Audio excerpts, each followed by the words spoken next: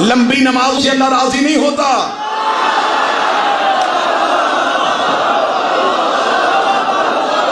सारी रात बंदा मस्जिद से निकले ही ना।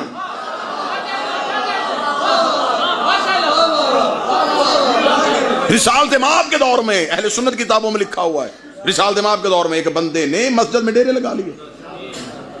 रिसालत इमाम इशा की नमाज पढ़ा के चले गए, फजर के लिए रसूल आए तो वो शख्स मस्जिद में था। रसूल ने साहबा से पूछा ये कौन है? उन्होंने ये मदीने से बाहर से आया है और ये शख्स कहता है कि मैं सिर्फ मस्जिद में रहूंगा।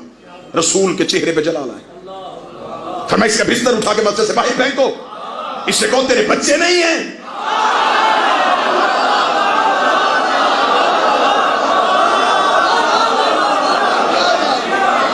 अपने हकूक पूरे कर।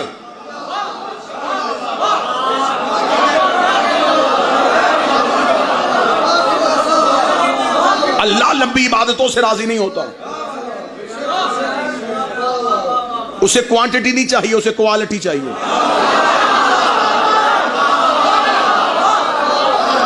उसने ये नहीं देखना मिकदार कितनी है, उसने ये देखना खालस कितनी है।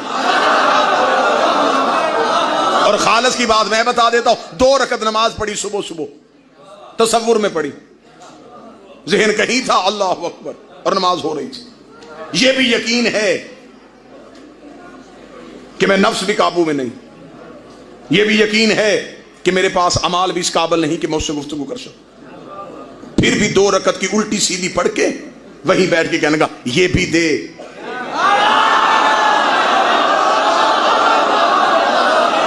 ये भी दे, ये भी दे।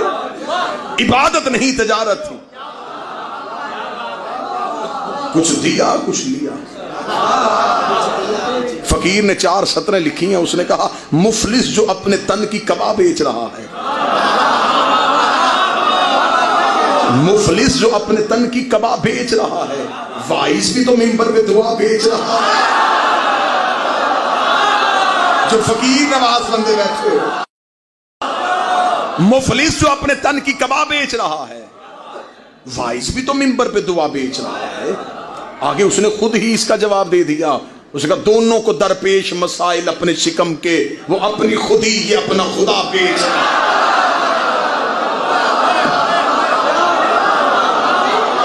वो अपनी खुदी ये अपना खुदा बेच